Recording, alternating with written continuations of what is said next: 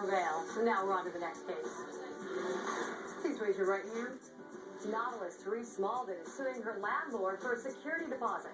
Defendant Mohammed Booth says the plaintiff received what she was due. Ms. Malden, you and your witness seem to have a grievance against Mr. Booth, who seems to have been your landlord.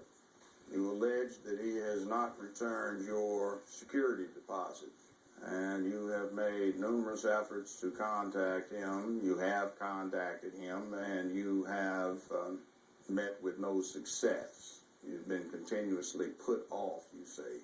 Now, it looks like your witness is your sister. You Yes, might as well come on up since you were there, too. And if I get this correctly, let's see, you are a novelist, and Miss Smalden, the younger, you are a flight attendant for an airline. Yes, I am. Okay. And we're in the Big Apple, New York, New York. Now, Mr. Booth, your defense is that they do not deserve the entire security deposit back. You've sent the deposit minus the cost of fixing various damages, but the check was returned, and you haven't been able to get in touch with them. Yes, that is correct. Okay. Ms. Smalden, the elder, you're first. Okay, thank you, Your Honor. In December of 2006, my sister and I moved into Muhammad's apartment building. We signed a year lease. We gave him $1,300 for the first month, and we also gave him an additional $1,300 for the security deposit. We stayed in the apartment throughout the duration of the lease. And then after that... You went over to a month-to-month periodic correct. tenancy as a rollover or Right. in the lease. Okay. And so we had a very good relationship with the defendant. I mean, we had a friendly relationship, very casual and cool. And we enjoyed living in the apartment. I was actually able to complete my second novel while I was living there. So it was, it was good times Well, there. give yourself a shout out. What are your novels? That One Moment and That One Moment Too, the sequel. They are both available in Who's the stores. publisher? Kensington, under the imprint of Urban Soul. So check it out. Well, there you go. Thank you.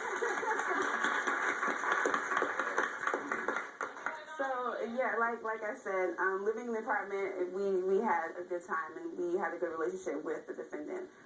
In March of this year, my sister let him know that we'd probably be moving out soon, and he said, "Okay, just give me 30 days notice." So throughout the month of April, we were busy packing, getting things together to move out. On the day of the move out, he actually called to say, "Oh, I'm sorry, I can't be there today, but just drop the keys off downstairs," because he has another business right underneath the apartment building. So, we dropped the keys off. The apartment was in very good condition. You have photos of the apartment Yes, we at do. the time of your move out. I've got a copy of the rental agreement / lease. Yes. I've got the bank statements, phone records, and such like. Everything is there. And my sister can testify to the fact that he told her he was going to give the deposit back within 3 days. All right, do you so testify? Yes, I do. All right. Yes. I'm sure we'll come back to you. Now, Okay, sir, okay. defendant, Mr. Booth, you have the floor. What's your defense? The plaintiff, they did inform me 30 days in advance, and they did drop off the key and they emptied the apartment. And as far as when they were tenants, we had a good relationship. However, after they left and I inspected the apartment, the kitchen floor had broken tiles, and the whole apartment had needed to be repainted again. I did explain to them that I won't charge for the paint because that's fine. However, for the Hold your point. floor tiles for the kitchen, I had to How many replace broken tiles are we talking about? 8. broken 8, tiles. and what was the nature of the breakage? They were cracked in the middle, on the sides, so I had to change the whole kitchen floor tiles, and that's what I had. I minus that from the deposit, and I spoke to Terese that I mailed the check. However, they said they never received it, and then I got the check back in the mail, and I explained them that I got the check back. And the address she gave me, I sent the check on that address. How do you suppose they're going to be able to process that check?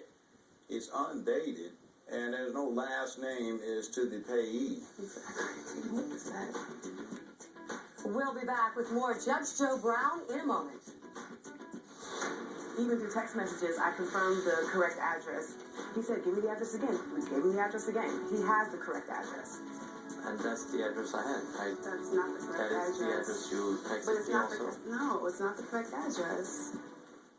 It's time for you to take a stand on Judge Joe Brown. We want to hear from you.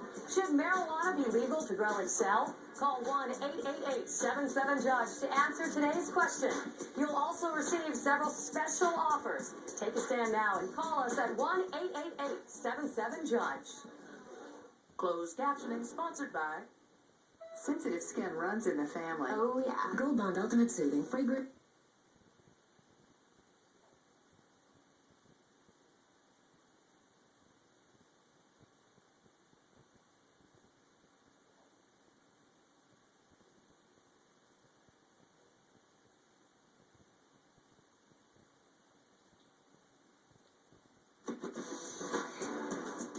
We're back with Judge Joe Brown. The plaintiff says she and her sister enjoyed running from their landlord. When it's time to leave, she says they gave proper notice, but the defendant kept part of their deposit.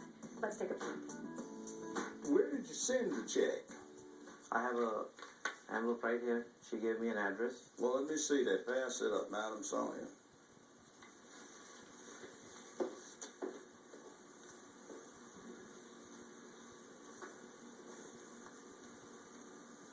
All right, the address, the name associated with the address appears to be that of the sister of the plaintiff, Miss Helese Smolden. Now, pass this, please, to the witness and ask her if she recognizes that address. Right, it's wrong. And I actually, may I explain? Yes. I actually, throughout the time that we had several phone conversations from the date of May 12th onto July 8th, I spoke to Muhammad several times, and even through text messages, I confirmed the correct address, more than once. So we even gave him the benefit of the doubt and said, maybe we have received it because he has the wrong address. So he said, give me the address again. We gave him the address again. He has the correct address. And that's the address I had. That's not the correct That is the address you But texted it's me not also. no, it's not the correct address. You give me a copy of correspondence. Sorry for the long delay. I'm sending you the check in the amount of $650. Breakdown is as follows. Security deposit $1,250, but their records show it was not $1,250, but $1,300. So there's a discrepancy as to the amount of the deposit. You say repainting apartment, $350, but as I said, no charge. 8 of the kitchen tiles were broken, so I had to replace the kitchen tiles. If you like, please send me your email. I will send you pictures. So you're charging there $600 for the tiles. Now, when you rent an apartment to someone, as part of the cost of doing business, that is renting residential space to a tenant or tenants, you have what is known as ordinary wear and tear and maintenance that goes along with what is to be expected in terms of the usage by ordinary people behaving in an ordinary, prudent, and reasonable fashion relative to upkeep of the apartment. So it is expected that painting would be done. But the problem I have is ordinary wear and tear could dictate that you might have cracking of tiles in the kitchen by people simply walking on them normally. Now, I noticed that being fashionable, the 2 young ladies have on fashionable footwear, which for women, professional women, particularly flight attendants and novelists or writers, that is to include, shall we say, a collection of high-heeled pumps. It's true. This is true. Judge Joe Brown makes his ruling after this. It's time for you to take a stand on Judge Joe Brown. We want to hear from you. Should marijuana be legal to grow and sell? Call 1-888-77-JUDGE to answer today's question.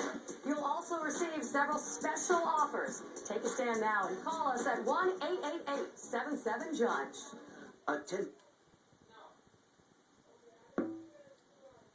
So I understand what your problem is, but Judge, they don't want to be caught up with that. So you get your award, $1,300. I've looked at your documentation, everything is on order.